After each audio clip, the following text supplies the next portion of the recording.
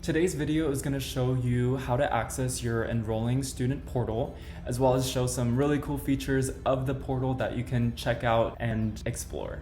How to access your portal: first you're going to go to our homepage. What you're going to do is you're going to hover over admissions and aid, and then there's going to be a nice little drop down where you're going to click on admitted students undergrad.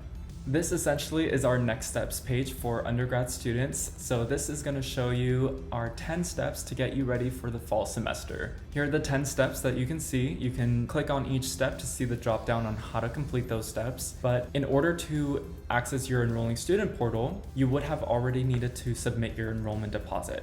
So if we click this drop down for step 2, that status page login is going to be that exact same link. Once you click on the link and use the same login information as you used for the application, this is what your enrolling student portal is going to look like. It's going to say congratulations, and this is pretty much your one-stop shop location to make sure that you're getting everything that you need to get done. So here we can see just an example. There is a financial aid checklist, so this shows if we are still awaiting or have received your FAFSA or FAFSA waiver, and this also could include the WASFA application if you completed that one.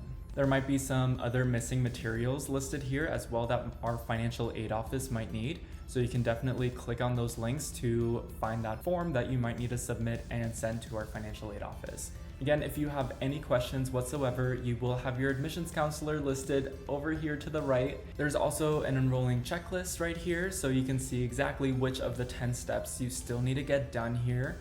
As you can see, we're still awaiting the housing preference. So if you're living on campus or off campus, you can just click that link and it will take you to the housing forms that you can complete, whether that's the campus housing contract or the housing waiver if you live within 30 miles of campus with a parent or guardian. You can also see that there's 5 different tabs here at the top, and when you clicked on that requirement, it just took you to that housing tab over here. To navigate back to that checklist, all you have to do is go back to home and it will take you right there. You can also see that we need you to complete your immunization records form. So if when we click that form, you can see it will pop up this immunizations records form that you will bring to your healthcare provider for them to fill out. And going back to your portal, along with the immunizations records form, there is also an update. This update lists that St. Martin's is requiring students to be vaccinated from COVID-19, so there is an additional form to submit to us before you come in the fall. You can see the link listed right here for this form, so if you click on it,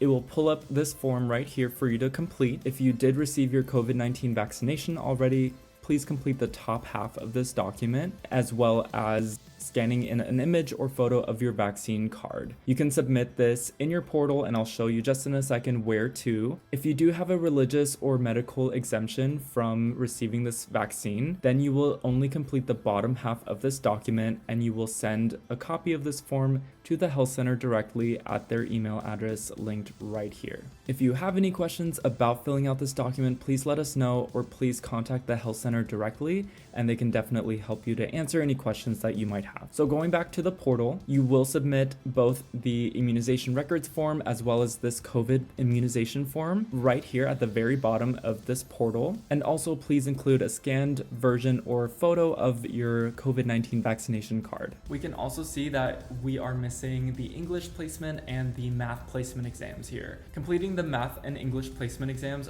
is super important so that we can get you registered for your first semester's classes and make sure that you're not too overwhelmed or too ahead of the class that you're placed in your first semester.